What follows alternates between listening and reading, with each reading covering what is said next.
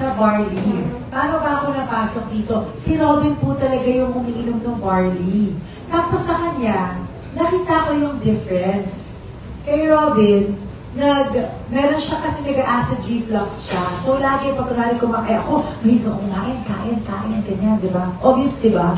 So, mahilig ako. Si Robin, lagi siyang hindi pwede kainin, hindi siya makapag-spaghetti, yung mga may tomato base, ganyan, hindi sa kanya pwede. Yung chocolate, hindi siya pwede, coffee, ganyan.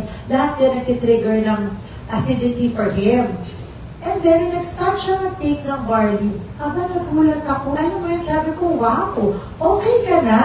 Kasi nakakapag-take na siya. So, kailangan lang, in moderation, nakita ko slowly, he was able to eat yung food na gusto niya. Because nag-work sa kanya yung barley.